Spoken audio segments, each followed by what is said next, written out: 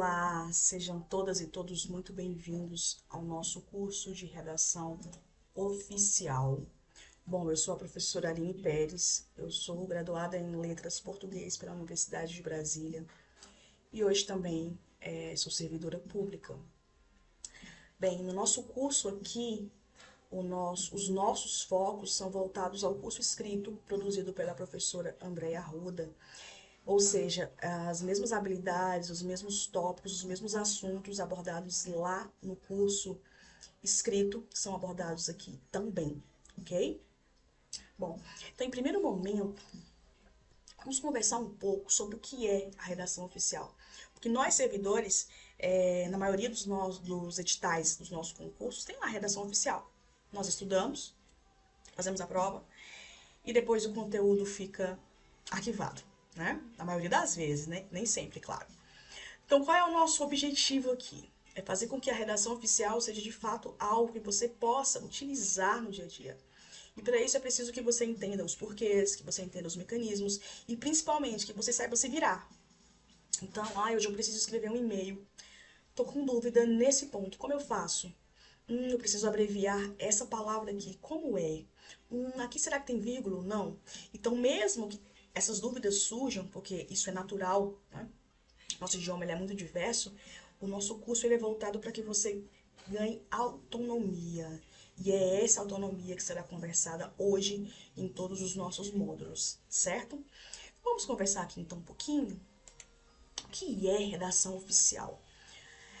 A palavra redação... Ok. A palavra redação ela vem lá do latim e ela vem de uma outra palavra que é redigir. Ó. Redigir para nós, português de agora, nós conhecemos mais como escrever. Ó.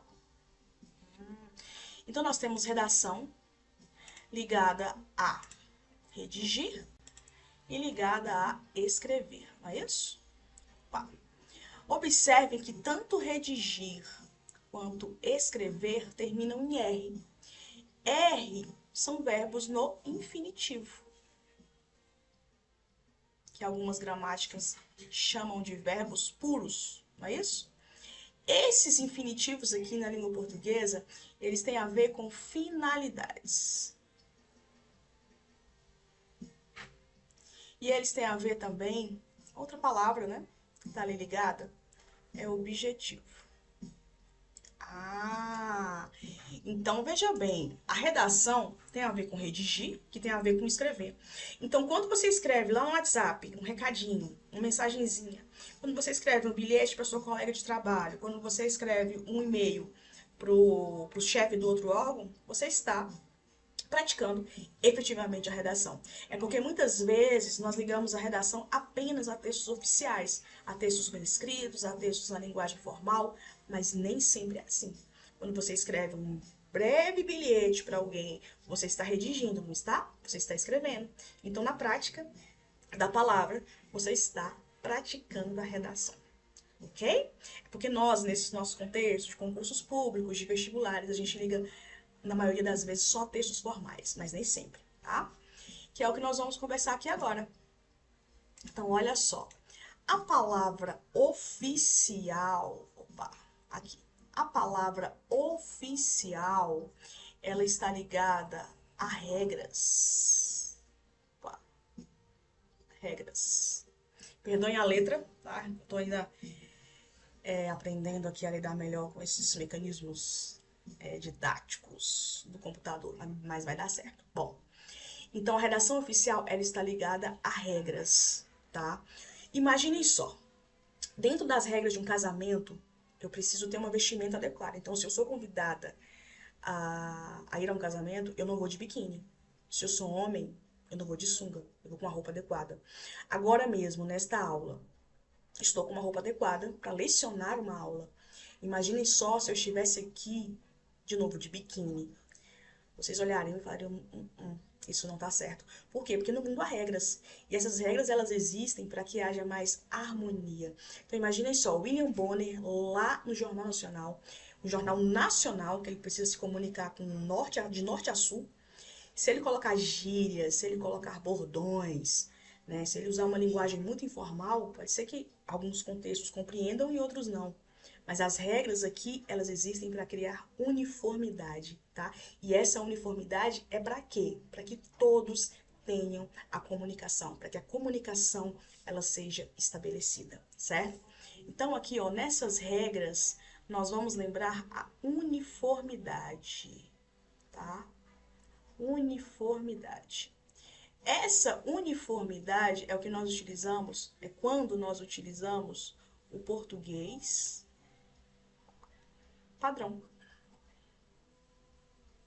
ou culto, tá? Então, quando eu utilizo o português padrão, quando eu utilizo o português culto, eu estou utilizando o meu idioma para conseguir atingir isso aqui, uma uniformidade, certo? Então, para isso serve a redação oficial. A redação oficial, ela vem aqui e faz assim, ó, olha, para ser oficial, eu tenho gêneros, opa, gêneros textuais adequados. Então, você não encontra uma piada em uma redação oficial, você não encontra alguns gêneros, porque esses gêneros não são considerados oficiais. Então, os gêneros oficiais, a redação oficial diz quais são, que são os gêneros textuais que nós estudaremos aqui no nosso curso de redação oficial, tá bom? E para isso, é claro, aí vem o português, vamos ver aqui, tá um pouquinho aqui. Aí vem o português e diz assim, ó, mas para isso nós utilizaremos o português padrão, tá? Vou colocar um breve exemplo, um breve exemplo do nosso dia a dia, o que que nós costumamos fazer. Então aqui, ó, eu coloco aqui, a gente, pá, bem, aqui, eu escrevo, a gente quer conversar com o chefe. Eu escrevi isso dentro de um e-mail. A gente quer conversar com o chefe. E olha que interessante, essa simples frase aqui, ela parece muito bobinha, mas eu tenho muitas marcas que deixam o português mais informal. Vamos começar a ver essas marcas então. Agora em vermelho, rosa, vermelho. Vai ficar mais bonitinho, tá? Então, olha só, opa, dentro do português padrão, do português culto, o agente não deve ser sujeito. Então, olha só, dentro do português padrão, do português culto, eu não estou dizendo que é errado. Quando eu estou em um ambiente informal, quando eu estou com os meus amigos, quando eu estou com os meus familiares, enfim, estou em um ambiente informal, o agente ele é muito bem-vindo como sujeito. Mas aqui, ó, sujeito da nossa oração, né? Aqui, no português formal, ele não cabe, tá? Dentro desse português aqui. E aí, para uma redação oficial, para um ofício, sei lá, para qualquer um dos gêneros textuais, não cabe eu utilizar o agente. Posso conversar ali com meus amigos de repartição, com meus amigos do órgão, falar, a gente vai ao shopping hoje, a gente vai sair mais cedo hoje. Mas quando você vai escrever o texto, quando você está dentro da redação oficial, não é interessante, tá bom? Aí nós vamos trocar. Nós vamos tirar o agente e vamos colocar aquele que a gramática aceita, que é o nós. E é claro que a partir do momento que eu coloco um nós, eu preciso fazer alguns ajustes, porque o sujeito ali está no singular. Então eu preciso colocar esse sujeito aqui no plural, né? Eu venho aqui, coloco nós. Aí, olha só. Se eu colocar nós queremos conversar com o chefe, eu tenho a ideia do quero conversar. Não é isso? Vou trocar o verbo agora. Eu vou trocar o verbo colocando no sentido mais formal, dentro de um órgão público. Como assim? Querer é diferente de precisar. a semântica da palavra tem diferença. Então, é melhor, é mais viável, dentro de uma redação oficial, colocar nós precisamos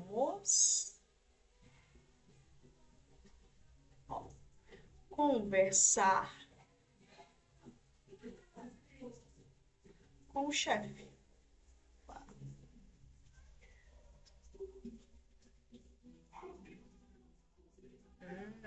Pronto. Eu parei aqui em chefe, mas dependendo do órgão, você pode colocar com o senhor, com a senhora, enfim, nós vamos ver isso um pouco mais à frente. Mas até esse momento, olha só o que eu precisei fazer.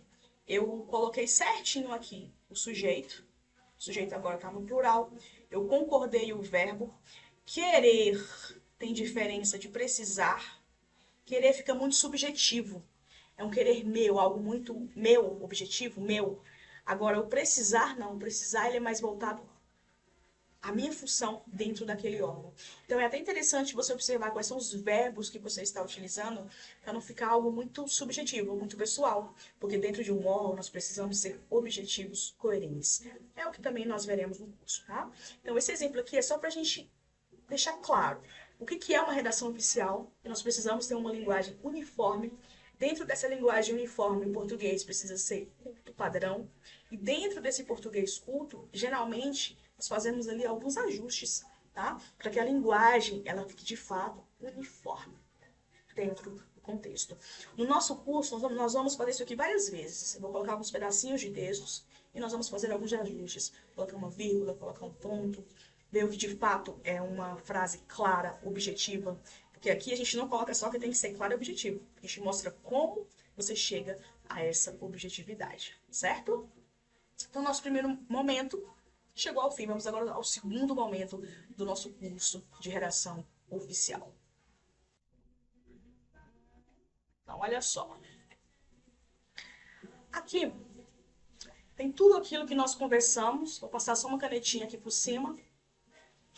Para que aqui nós façamos a leitura juntos. Então, ó, a redação oficial é utilizada para elaborar documentos oficiais, o cunho é formal e é utilizado em órgãos públicos, certo? Aqui não colocou se é da organização direta ou indireta, porque nas duas é utilizado, tá bom? Para isso, vocês precisam conhecer o Manual da Presidência da República. Qualquer dúvida que você tiver, eu esqueci se nesse aqui tem um cabeçalho, se esse aqui não tem, se esse aqui vai o nome do chefe, se esse aqui não tem, você precisa ter acesso a esse manual. É interessante que você sempre tenha acesso ao manual claro, né, que esteja dentro ali daquela data, porque se você pega um manual muito antigo, pode ter alguma dúvida, alguma divergência, então ele precisa estar atualizado. E aí, vou mostrar aqui para vocês. Ó, você vem aqui no Google, o querido Google, coloca Manual, Redação da Presidência da República, e você vem nesse aqui do Planalto, tá? Planalto, e aí, ó, qualquer dúvida que você tiver, é aqui que rege, tá? As nossas regras, as nossas leis, o que quer, o que não quer, tá bom? Aqui ele já colocou nessa página, porque eu estava nessa página, mas aí o seu ele vai abrir aqui, né? Bem bonitinho. Eu quero saber o que tem no ofício. Então, você não precisa ficar descendo, ou enfim, tudo aqui. Você pode clicar Ctrl F, escrever ofício. E ele coloca para você a página. Ou então, você vai clicando em Enter, ele vai descendo. Mas aqui eu sei que o padrão ofício é na página 27. Eu posso vir aqui. 27. Aqui, o padrão ofício, tá? E aí tem tudo que você precisa para tirar alguma possível dúvida. É muito importante que nós, servidores públicos, tenhamos esse acesso aqui, sempre atualizado. Eu, particularmente, nunca quis comprar porque, né, o formato ali físico por conta disso, porque passa por atualizações. Então, no antigo governo mesmo, tiveram algumas atualizações. Então, se eu tivesse comprado antes, eu teria ficado fora dessa, certo? Então, esse manual está aqui, está para todos nós temos acesso. Tem alguma dúvida? Tenho aqui esse arquivo prontinho no site do Planalto, certo? Opa, desculpa. Voltemos, desculpe o incômodo aí. Então, voltemos aqui aos nossos slides. Aqui. Então, é isso, redação oficial. Aqui.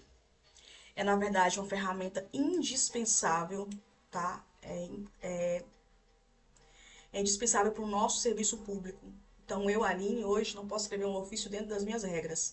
Ai, porque eu acho que tem que ser assim. Não. Quem acha e quem tem certeza é o manual. E eu preciso seguir esse manual, tá bom?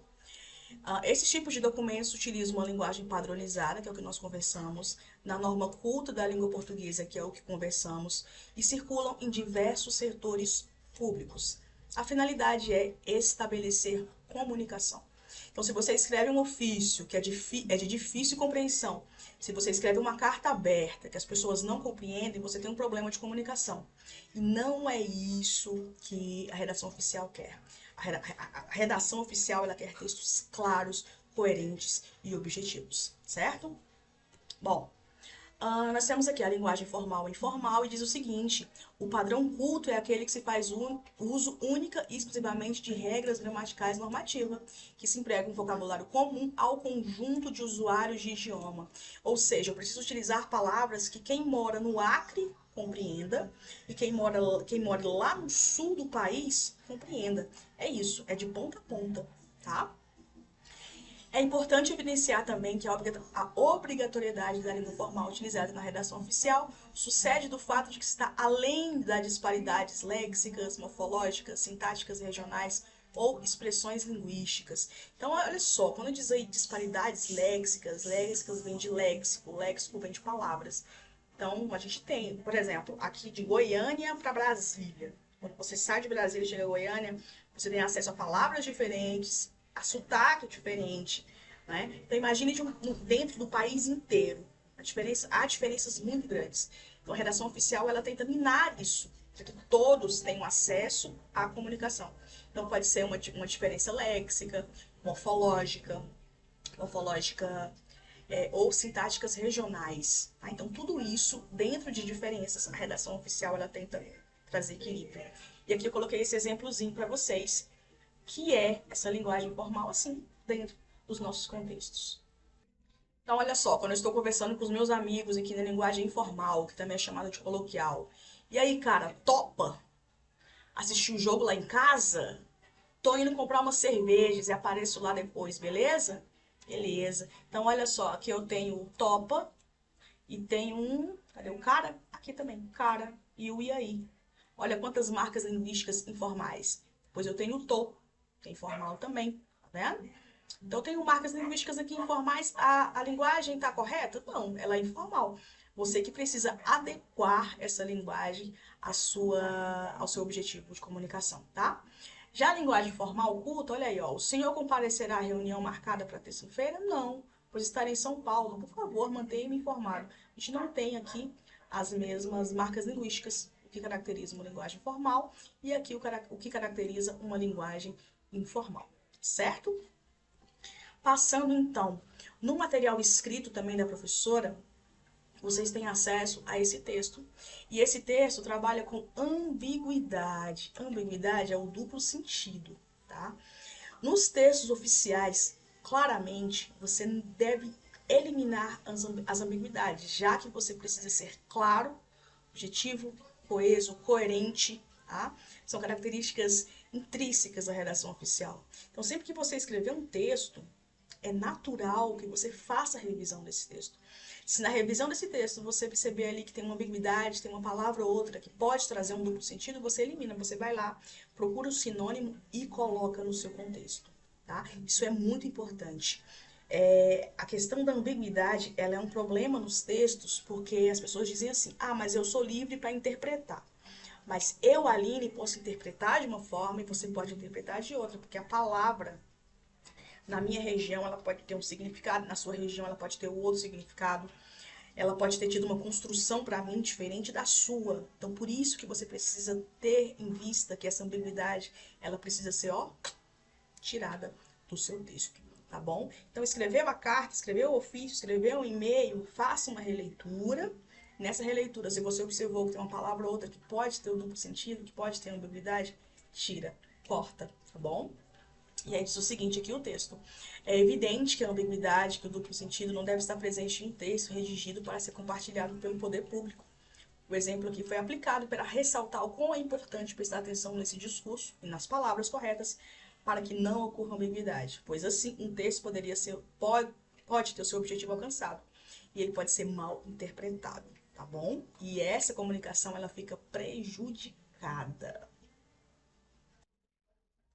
Então, olha só, eu coloquei aqui um exemplo simples para que nós compreendamos que dá sim para nós retirarmos a ambiguidade. Geralmente nós deslocamos uma palavra da outra, nós colocamos uma vírgula, ou a gente corta a palavra, depende, tá? Há várias formas de chegarmos a isso. Então, vou explicar aqui uma formazinha simples, para que a mente comece a abrir em relação a isso. Então, olha só. Eu tenho aqui, a garota viu a colega correndo. Ou, desculpa, a colega chegando. Olha só. Chegando. Aqui, quem pode estar chegando? A colega. A colega pode estar chegando. Ou quem pode estar chegando também é a garota. A garota chegando.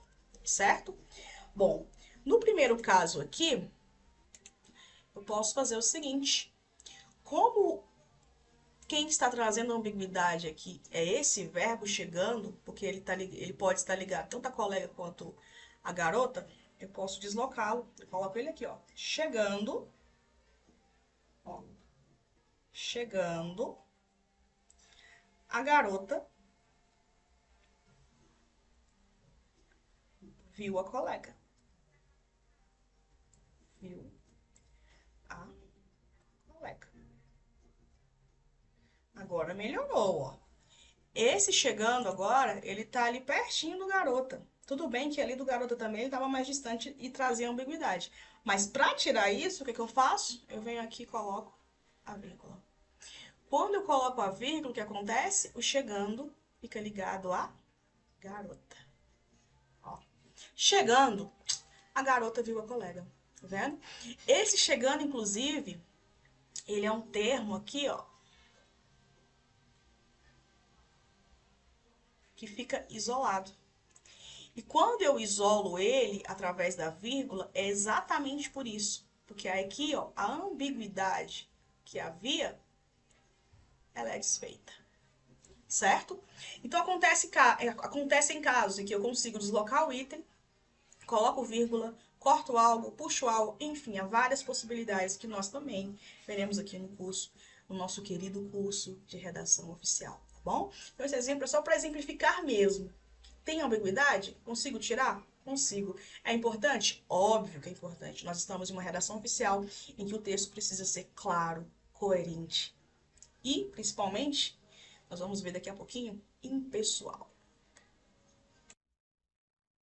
Agora, outro tópico importante aqui no nosso curso de redação oficial é relacionado à coesão e à coerência, tá? Então, aqui, ó, coesão. Coesão. Coesão é a harmonia entre as palavras. Ou seja, as palavras estão bem encaixadas, o pronome está no lugar certo, o verbo está de acordo com o sujeito, o conectivo está corretamente ali dentro do texto. Se isso tudo acontece, eu tenho um texto coesivo, né? E a coerência é a harmonia entre as ideias.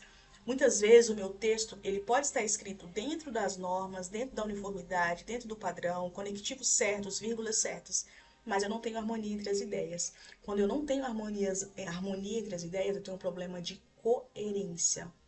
Vamos ver como isso funciona então, na prática? Então, olha só. Estou bem satisfeita com a empresa. Quero um aumento de salário. Aqui, eu tenho aqui a oração 1, certo? E aqui eu tenho a 2. Eu tenho a 2. Eu sei disso porque aqui eu tenho um verbo, estou, verbo. E aqui eu tenho quero, verbo. Então, cada um tem seu verbo, cada um tem a sua função aqui dentro, tá bom? Observem que se eu colocar assim, estou bem satisfeita com a empresa, quero um aumento de salário, nós temos aqui um problema de coerência. Por quê? Porque se eu estou bem satisfeita, eu não estou nem satisfeita, eu estou bem satisfeita. Eu coloco algo que reforça ali, ó. Como que eu quero aumento de salário? Tá vendo? Então, aqui, desse jeito aqui, ó, nós temos aqui um problema de coerência. Tá? Um probleminha de coerência nesse. Como aqui há esse problema, nós vamos colocar um in aqui. O in significa não. Tá vendo? Aí eu venho aqui e faço o seguinte: estou bem satisfeita, mas quero aumento de salário. Quando eu coloco mas, que é um conectivo, né? Eu deixo essa oração aqui coesa. Ela está coesa? Tá. Por que ela está coesa? As palavras estão em harmonia. O conectivo, ele foi utilizado de forma coerente, tá? Por quê? Porque ele quebra a expectativa. Esse mas aqui, né? Ele é um opositor. Então, ele quebrou a expectativa. Sendo assim, eu tenho uma junção ali de orações que está coesa, tá?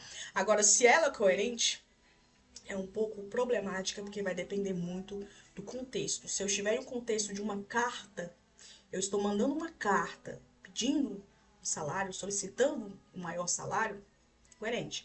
Agora, se eu estiver em outro ambiente dizendo que, eu estou bem satisfeita, mas quero aumento de salário, pode ser que não, tá bom? Então, a coesão são as palavras em harmonia, bonitinhas, e a coerência são as ideias. Aí, eu venho aqui no lugar do mas, vou colocar um conectivo, nada a ver aqui. Estou bem satisfeita com a empresa porque, vou pôr um porquê, que é explicativo, né? Porque quero aumento de salário. O porquê, sendo um conectivo explicativo, ele não está dentro da ideia dessa junção de orações, porque aqui não tem a ideia de explicação, aqui tem a ideia de quebra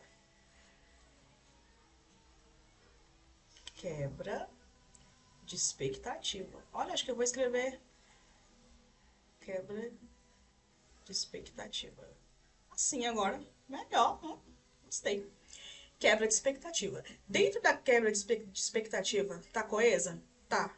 Dentro da ideia explicativa, tá coesa? Não, porque o conectivo, ele não tá ali dentro do lugar dele correto, tá bom? Então, ou seja, eu troquei um conectivo, deu, como dizem os meus aluninhos de escola, deu ruim. Eu coloquei o conectivo certo, deu bom. Quando dá bom, coesa. Quando dá ruim, incoesa, tá bom? Então, esse porquê aqui, ele não fica legal. Ele tem um problema aqui de coesão, então ele fica incoeso. Enquanto o mas, sim, porque o mas está no lugar certo. Enquanto a coerência, isso depende das ideias, certo? Então, vamos para mais um tópico do nosso curso de redação oficial. Um outro tópico muito interessante que as pessoas tendem a ter muitas dúvidas é quanto aos pronomes pessoais, tá? Dica: se você não usa no seu dia a dia, no seu trabalho, no seu órgão público, cai em desuso. Quando cai em desuso, cai em esquecimento. Então, a regra é utilizar sempre. Utilizando sempre, não cai no esquecimento. Porque não adianta, né? Eu digo aqui agora, vocês leem no material escrito e depois não utilizam mais. Então, vamos lá. Tudo que está aqui está segundo o Manual de Redação da Presidência da República, que a professora Andréia trouxe lá no curso escrito dela. Então, eu tenho aqui o seguinte. Vamos lá, vamos ler juntos aqui. Segundo o Manual de Redação da Presidência da República, o funcionário deve saber usar pronomes pessoais adequados quando o documento for direcionado a algumas autoridades. Tá? Então, nós, servidores públicos, sabemos que no nosso ambiente de trabalho nós temos ali autoridades e dentro desse ambiente de autoridades a gente precisa e a gente tem hierarquias. Sendo assim, a língua portuguesa acolhe no sentido de chamar a pessoa, de se tratar, se referir a uma pessoa de determinada forma, tá bom? Então, nós vamos falar aqui sobre o Vossa Excelência, tá? Ele deve ser usado. E aí, segundo o material da professora, somente, tá? Então, fecha ali a ideia, tá? Para poderes públicos discriminados abaixo. Quais poderes? Executivo, legislativo e Judiciário. E, segundo o manual, ele inclusive coloca aqui os nomes, ó, dos cargos que o Vossa Excelência precisa ser utilizado. Então, ó, presidente da República, vice-presidente da República, os ministros de Estados, governadores e vices, oficiais generais das Forças Armadas, embaixadores, secretários executivos e outros representantes que atuam em algum cargo alto de natureza especial, tá? Então, ó, cargo alto. Esse pedacinho aqui é chave no nosso estudo. Então, ou seja, já compreendi que quando eu estou me referindo à questão da hierarquia de cargos altos, o Vossa Excelência, ele é de extrema importância, necessidade e regra dentro do manual de redação da Presidência da República, tá bom? Já no Poder Legislativo, nós temos aqui os deputados federais, senadores, ministros do Tribunal de Contas da União, deputados estaduais, distritais, conselheiros, enfim, presidentes das câmaras legislativas municipais. E no Poder Judiciário, os ministros dos tribunais superiores, os membros desses tribunais superiores, juízes e auditores da Justiça Militar, tá? Então, isso aqui, ó, esse slide aqui, ó, anota na sua agenda, se você é uma pessoa de agenda, gruda lá na sua mesinha do seu trabalho, deixa acessível. Ah, preciso escrever aqui um ofício para um ministro, Vossa Excelência. Preciso escrever um ofício para um auditor da Justiça Militar, Vossa Excelência. Pensando em hierarquia, pensando em quem é o cargo a qual você está se direcionando, certo? Então, isso segundo o manual de redação da Presidência da República. Bom, aqui no próximo slide nós temos o seguinte. Ademais, para os documentos que são direcionados para os representantes que são chefes de poder, tá? Excelentíssimo Senhor. Seguido do cargo respectivo. Excelentíssimo Senhor Presidente da República, Excelentíssimo Senhor Presidente do Congresso Nacional, Excelentíssimo Senhor Presidente do Supremo Tribunal Federal, né? Pronto. Então, se nós estamos aqui nos referindo a chefes de poder, nós já utilizamos o Excelentíssimo Senhor. A redação oficial, ela, como eu disse, ela precisa ser utilizada. Então, se você utiliza isso no teu trabalho, no teu órgão, sempre anota, deixa ali à disposição, para que você não tenha dúvidas, que nem sempre precisa ficar indo lá Google, manual, não. É algo que você já usa, então você já deixa acessível para você, tá? E aí tem mais. Além dos representantes do cargo público citados acima, há outras autoridades que devem seguir um pronome de tratamento que indica também respeito. Nesse caso é o senhor, tá? Então, ó, além dos representantes do cargos públicos citados acima, então citaram aqui os chefes de poder e os chefes lá dos três, né? Judiciário, legislativo, judiciário e executivo. Então, além desse, a gente tem o senhor também, seguido do cargo respectivo. Então, ficaria senhor senador, senhor juiz, senhor ministro e senhor governador, né? Senhora, enfim. Aqui nós temos uma polêmica. A polêmica, ela acontece fora do manual, tá? Que nós estamos utilizando aqui no nosso curso, que é o Manual de Redação da Presidência da República, que é quando eu posso utilizar o doutor, tá? Então, isso que está aqui nesse slide, que está no curso escrito da professora, é o que diz o manual. Caso você discorde, tem pessoas que discordam aí no dia a dia. Então, é uma discordância cabível, mas que tá fora desse manual, tá bom? É o que diz aqui, ó. Na oralidade, os órgãos públicos, para se dirigir a palavra para alguns representantes do governo, é comum que as pessoas usem os vocábulos doutor ou ilustríssimo. Porém, aí tem a quebra de expectativa aqui, tá? Então, vamos falar aqui do doutor e do ilustríssimo, principalmente do doutor. Nos documentos oficiais, tais palavras foram abolidas e não devem ser utilizadas. Diante desse prisma, insta salientar que o primeiro caso só se deve ser usado, ou seja, doutor, se for para dizer o grau do curso concluído universitário como doutorado. Em outras palavras, segundo o manual, você só se refere a doutor quem de fato tem doutorado. Se um médico não tem, não é doutor. Se o professor não tem, não é doutor, segundo o manual. Eu sei que isso traz muitos questionamentos, né? Como eu disse, é muito comum. Ah, eu marcarei uma consulta com o doutor tal. A gente já liga isso ao médico. Ah, o doutor, né? Mas o que diz o manual aqui é isso. Eu coloquei um link aqui também Tá assim, ó. É errado chamar médico e advogado de doutor? É um textozinho bem bacana, que ele explica o porquê que no Brasil o doutor é utilizado nesses casos também, vem lá de Dom Pedro, enfim. Aí você tem uma ideia sobre o que é, como funciona, tá? E vai ter a sua própria opinião. Então, suponhamos que eu, Aline, sou contra. Eu, Aline, preciso escrever um e-mail, ou preciso conversar com alguém, enfim. Eu, dentro do meu órgão, uso o Manual da Presidência da República, então não uso doutor. Agora, se eu marco o meu médico, eu quero chamá-lo de doutor ou doutora, tá? É isso que nós estávamos conversando. É o contexto, é a situação. É nisso que você precisa linkar, tá? Os teus objetivos e aquilo que você utiliza como prioridade, tá bom? Eu tenho um linkzinho aqui, pode acessar, ler, tomar aí as suas medidas contra o doutor, tá bom?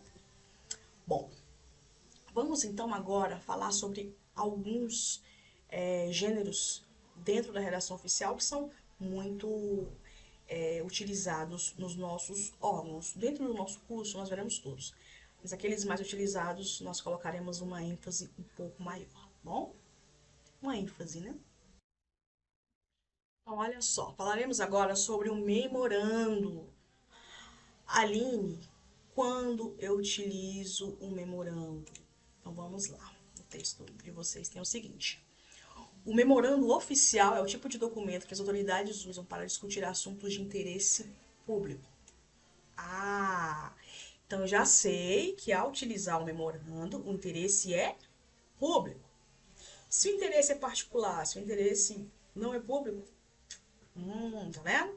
Sua função consiste em relacionar os órgãos administrativos de maior hierarquia, ou seja, órgãos de maior hierarquia também são palavras-chave. Ele é muito utilizado para comunicar disposições, consultas, ordens, relatórios. Tá? Então, as principais ideias de um memorando estão aqui nesse primeiro parágrafo, muito simples, coeso e prático, né? Ademais, é importante destacar que quem redige um memorando oficial preocupa-se em passar informações para funcionários internos. Olha só, funcionários internos. Então, se eu sou do órgão, sei lá, do órgão da saúde, né, desse setor, é interno. Então, essa ideia que a gente tem do direito administrativo, quem é interno, quem é externo, aqui, dentro do memorando oficial, tá bom? De uma mesma repartição pública interna ou de uma mesma repartição, porém, em outro órgão público, e não para autoridades como o ofício ou a carta, por exemplo. Sua principal função é transmitir informações para os funcionários de maneira direta e simples. Bem voltado às linguagens que nós veremos aqui, alguns pedacinhos de texto para nós colocarmos dentro de um padrão linguístico adequado, direto, bom? As respostas também são dadas de maneira rápida. Então, o ofício não é para demorar. Desculpa. O memorando não é para demorar, não. O memorando é para ser algo rápido, tá? É um importante documento administrativo que possui como característica a característica marcante a agilidade em resolver assuntos no cotidiano da empresa. Então, temos que resolver um assunto aqui, permitindo que os despachos sejam proferidos no próprio documento, evitando assim que se acumulem mais documentações do que as que ainda estão em andamento e deverão ser despachadas com urgência. Então, aqui, nós temos como características os mesmos órgãos ali dentro do setor administrativo, do setor público, informações para funcionários internos, precisa ser simples e direto, precisa ser rápido, tá? Por quê? Porque precisa ser ágil, precisa ter urgência. E aqui no material de vocês, tanto aqui nesses slides quanto no material escrito, tem o exemplo de um memorando, tá? Tá aqui, prefeitura, aqui nós temos, da lei, aqui nós temos, dispõe sobre a política do meio ambiente do município. Vendo todos esses pedacinhos aqui nós temos dentro do texto e são usados, estudados dentro da redação oficial, tá? Então, hoje é esse geral para que nós consigamos aprofundar. Mas você tendo o exemplo do que é muito simples. Sabendo a linguagem adequada, sabendo estruturar o texto, é isso, tá bom? A mensagem eletrônica.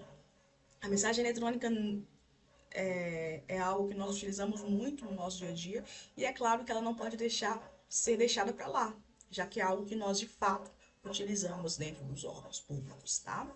Nós temos aqui, atualmente, um dos meios mais rápidos de se ocorrer uma comunicação entre dois ou mais membros de um órgão público se dá por meio de mensagens eletrônicas. O uso das mensagens acontece não apenas nos órgãos públicos, mas em todos os tipos de empresas privadas também.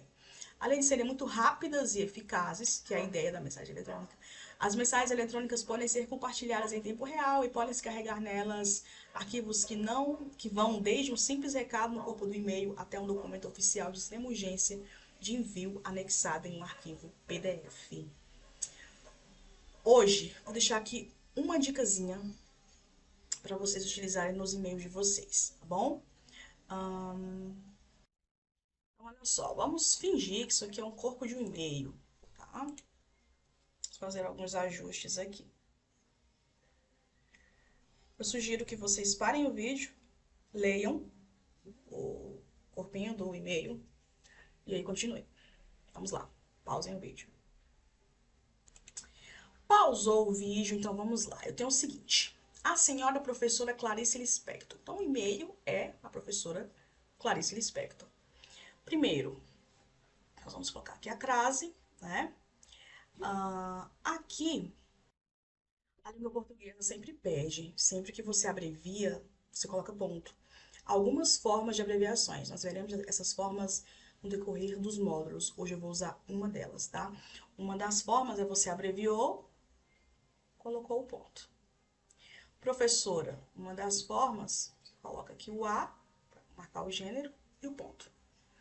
A senhora professora Clarice Lispector, aqui eu coloco a vírgula, aqui eu coloco a vírgula. Quando eu coloco essa vírgula aqui, eu estou separando a professora Clarice Lispector, certo? Então, ela fica lá no corpo, lá no iniciozinho do texto, e depois o texto vem para baixo. Nós vamos aprender a usar o vocativo, usar uma bolsa explicativa, tudo isso. Bom, eu coloquei aqui, segue em anexo as fotos. Primeira questão, se são as fotos, tá no plural. Opa!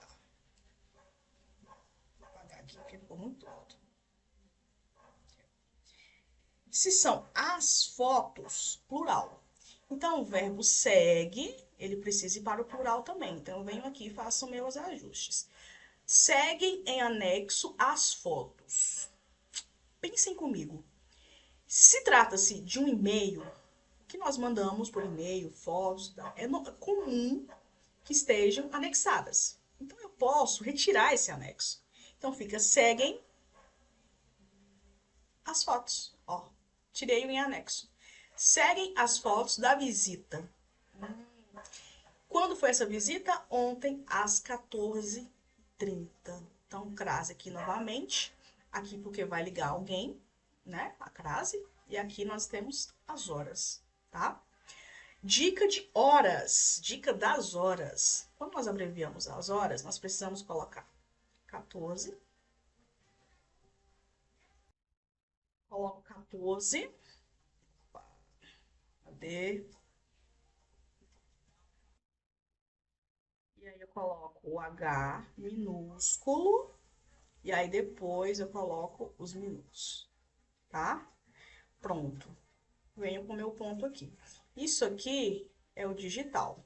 Dentro da língua portuguesa, nos textos oficiais, nós não utilizamos assim, tá bom? Então, ó, quando você coloca também A14HS, tá errado, tá? 14, o H maiúsculo, tá errado.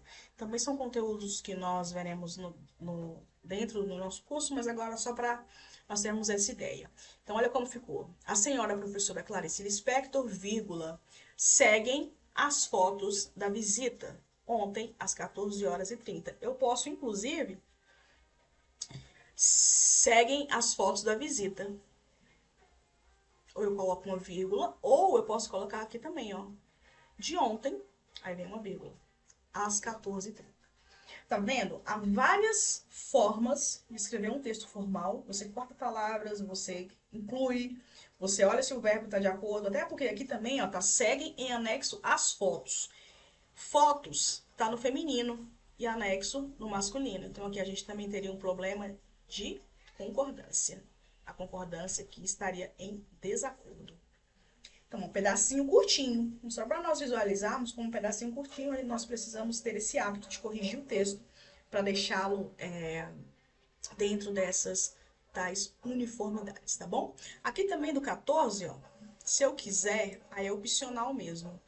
Eu posso colocar aqui mim, tá? Assim. Se quiser, se não quiser, eu posso deixar daquele jeito mesmo, tá? Eu particularmente prefiro assim. Fica mais objetivo, tá bom? É isso então, olha só. Então, quando eu estou enviando um e-mail, eu não preciso colocar em anexo as fotos. Em anexo, se é e-mail, já está anexado. Então, seguem as fotos, seguem os arquivos, seguem, né? Às vezes você coloca palavras demais, achando que fica bonito e nem tão bonito assim fica e nem tão objetivo. Tá? Por isso que a redação oficial diz, seja objetivo, seja impessoal, seja coerente. Então, voltando aqui, é isso que nós temos sobre a nossa mensagem eletrônica, tá bom? Vamos aqui à carta, então. Essas cartas aqui é interessante que vocês também levem bastante em consideração, porque há duas diferençazinhas aqui, tá bom? Vamos lá, então. As cartas oficiais podem ser também pessoais ou abertas. Então, nós temos dois tipos de cartas. As cartas pessoais são direcionadas de algum funcionário da repartição para outro que possa haver alguma questão interna ou externa do órgão, tá? Ó, então interna ou externa. Já as cartas abertas, então essa aqui eu tenho. Ah, tá. Já as cartas abertas são aquelas que precisam passar questões que envolvem todos no órgão. Por isso, esse nome, abertas, que é para todo mundo, que é para todos terem acesso, tá? Que precisam ser direcionadas apenas para um determinado grupo de pessoas. Geralmente, as cartas abertas são documentos que ficam expostos em algum local visível. Ah, isso acontece muito em prédio, né? Edifício. Para que todos tenham acesso à leitura deles. Por isso que ela é aberta. A função desse tipo de documento é fazer uma solicitação, reivindicar ou opinar sobre um assunto de grande relevância. Ela geralmente envolve questões de interesse coletivo social, tá? Então, se o interesse é social, é social, coletivo, ela fica ali aberta para que todos tenham acesso, então por isso carta aberta. Já a carta pessoal é fechada ali entre menos pessoas, tá bom? Aqui nós temos a estrutura da carta aberta, segue os mesmos critérios das cartas pessoais, então a estrutura é a mesma. Ambas possuem um remetente e um destinatário. Mas em relação à parte da escrita, aí nós temos um mas, quebra expectativa. A carta aberta que possui título, enquanto a pessoal não possui. Até porque a aberta, ela é para um público maior, né? E ela fica lá exposta. Então é interessante que você tenha lá o título já na cara, né? Digamos assim, para que depois venha o assunto, tá bom? Como pretende convencer seu destinatário, então a gente tem aqui, ó, na carta aberta, tem o sentido de convencimento, de persuasão, tá? Então, como pretende convencer seu destinatário, a carta aberta possui predominantemente caráter argumentativo, ou seja, o argumento para te convencer. Se a carta aberta ela está aqui para solicitar, reivindicar ou opinar, é claro que ela tem ali questões argumentativas. É preciso usar os pronomes de tratamento adequados, claro. Em relação à estrutura desse tipo de documento oficial, ao redigi-la, é necessário saber que há um padrão a ser seguido, que é um vocativo, uma introdução, um desenvolvimento, conclusão, despedida, local e data, certo? Antes de finalizarmos aqui, falarmos do ofício, vamos então entender como que nós utilizamos o vocativo. Vamos lá, então. O vocativo, ele é uma espécie de chamamento, segundo a gramática. Em outras palavras, é quando você está se direcionando, quando você está falando com determinada pessoa ou órgão, enfim, específicas ou específico. Então, veja bem. Aqui nessa primeira, segunda, terceira, todos com o vocativo, tá? Então, olha só, vamos fazer os ajustes. Senhora, ponto, profa, ponto. Seguem as fotos. Se são fotos, as fotos seguem. Plural, certo? Aqui, na 1, eu estou me direcionando, Segunda gramática, eu estou chamando diretamente a senhora professora. Então, essa senhora professora, ela fica isolada por vírgula. Nossa, mas assim mesmo, com ponto e a vírgula? Uhum, com ponto e a vírgula. Olha, eu tenho um exemplo que eu gosto sempre de colocar para os meus aluninhos. A gente coloca o seguinte: observação. Hoje veremos. Ó, desculpa. A palavra observação aqui, ela está, ó, aqui, abreviada. Então, eu coloco o ponto. Então, OBS ponto, e aí depois os dois pontos. Ou seja, se eu tiver em um texto escrevendo assim, etc. Aí, tô no meio do texto aqui, ó. Aí eu coloco etc, que é a abreviação de etc, né? Aí vem vírgula, e aí eu continuei o texto, certo? Então, etc tá ali no meio da muvuca. Mesmo no meio da muvuca, o etc é uma abreviação, certo? Então, correto, o ponto, certo? Então, aqui fica senhora professora, senhora profa, seguem as fotos. Então, o meu vocativo tá aqui, ó. Vocativo. Na redação oficial, importantíssimo saber utilizar o vocativo corretamente. O vocativo sempre isolado por vírgula, tá? Então, a vírgula...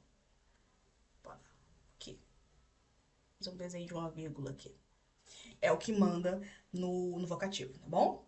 O vocativo pode estar no início, ele pode estar no final, ele pode estar no meio do texto.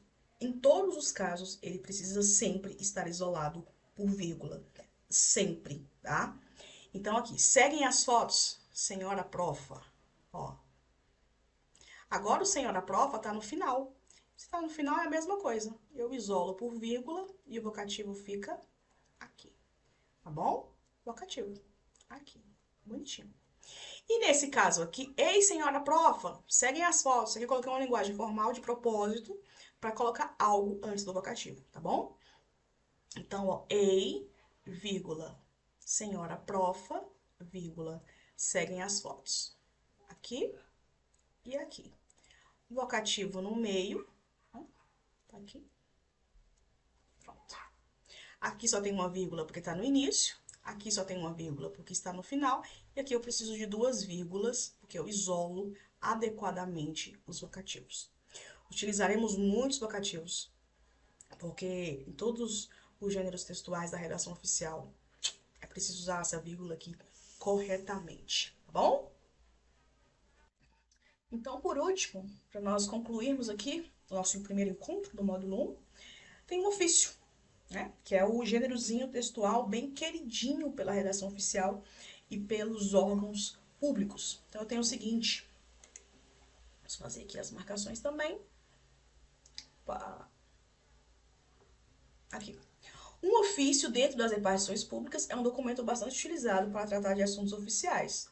Os órgãos da administração pública costumam usá-los para se comunicarem com prefeituras, governos, órgãos públicos ou até mesmo particulares. Este tipo de texto é um gênero textual que possui valor jurídico, por isso que ele é tão queridinho, e a sua linguagem acontece por meio de uma redação veemente técnica, tá? Ele é utilizado com a finalidade de firmar a comunicação entre as partes, requerer ou solicitar algo. Então, esse gênero textual, ele tem uma cara assim mais séria, por isso que ele é tão queridinho, por isso que os órgãos públicos gostam tanto dele, né? Além de tudo que já foi informado, o tipo de linguagem presente na construção do documento deve ser denotativa.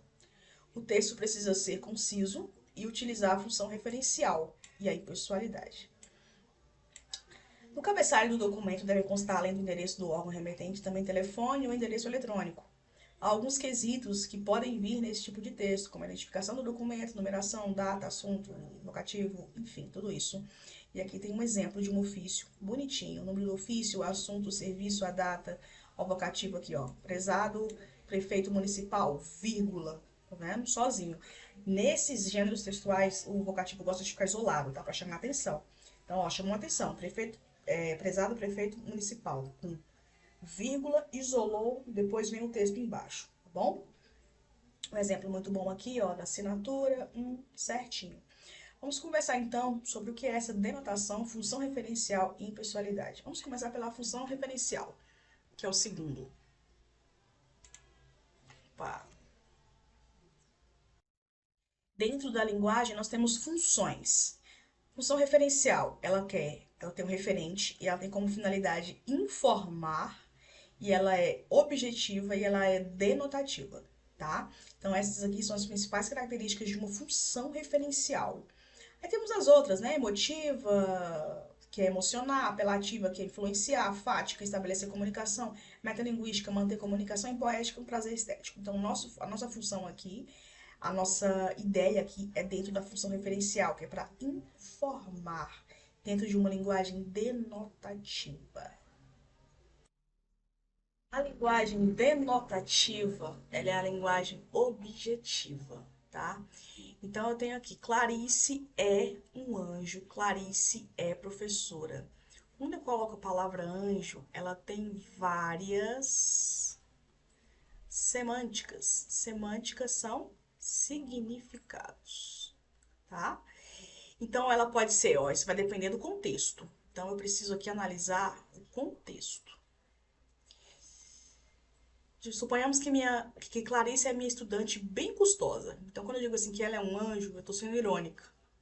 Clarice pode ser a minha amiguinha bem boazinha. Então, eu estou dizendo que ela ser um anjo, ela é boazinha. Tá vendo? Isso depende do contexto. Então, aqui, nós temos uma linguagem conotativa, que é chamada também de figurada. Essa linguagem denotativa e figurada, que traz algumas semânticas, ela não é ideal para a redação oficial, porque a redação oficial ela precisa ser objetiva, não é isso? Agora eu tenho Clarice é professora. É isso. Opa! Opa. É assim mesmo, tá? Clarice é professora. Quando eu trago que Clarice é professora, eu tenho uma semântica só e eu tenho dentro do dicionário o significado de professora, que é exatamente aquilo que ela é. Quando eu estou dentro do sentido do dicionário, eu tenho o sentido denotativo, que também é chamado de sentido real, tá? Então, qual é a amiguinha da redação oficial? É esse sentido aqui, tá? A redação oficial, ela gosta do sentido real, do sentido denotativo, certo? É o que diz aqui o slide. Ó, linguagem, função referencial, informar, e ela precisa ser denotativa. Agora, para fechar o nosso encontro de hoje, vamos falar sobre impessoalidade. O que é, então, uma linguagem pessoal? A linguagem pessoal é aquela que, dentro da gramática, há a marcação de um sujeito, a marcação de quem. Então, olha esse primeiro exemplo aqui. Precisamos. Esse primeiro exemplo, ele está na primeira pessoa. Plural ou singular? Plural. Não é isso? Primeira pessoa, tá? Primeira pessoa do plural. Se eu marco a pessoa, aqui eu já tenho algo chamado pessoalidade. Então, como eu faço, uma das formas, não é a única, para deixar o texto impessoal. Você continua com a sua ideia, você continua com o seu raciocínio, no entanto, você coloca essa impessoalidade. É você fazer isso aqui, ó. Você vai colocar esse clítico. Quando eu coloco esse clítico, ó, eu coloquei o mesmo verbo. O verbo precisar, ele não saiu. Mas aí eu coloquei o clítico, automaticamente eu tirei a marcação da pessoa e aí ficou, precisa-se de mais recursos. Precisa-se de mais recursos impessoal. Precisamos de mais recursos, nós precisamos de mais recursos. E aqui, ó, essa caixinha tá vazia. Vazia por quê? Porque ela é impessoal. Como eu disse, é uma das formas de trocar. Tirar a pessoalidade, né? Mantendo a sua ideia, mantendo a sua originalidade do texto. Tem outras formas? Tem. E nós veremos dentro do nosso curso, ok? Bom, por hoje é isso. O nosso primeiro módulo, ele abrangeu aí muitas coisinhas. Acredito que a mente já deu uma aguçada. E nos próximos módulos nós falaremos sobre esses gêneros textuais, sempre com dicas de escrita, né? Porque é muito fácil a gente colocar, seja claro e coeso. Mas como ser claro e coeso? Como ser impessoal, tá bom? É isso então, muito obrigada e um bom curso para todos nós.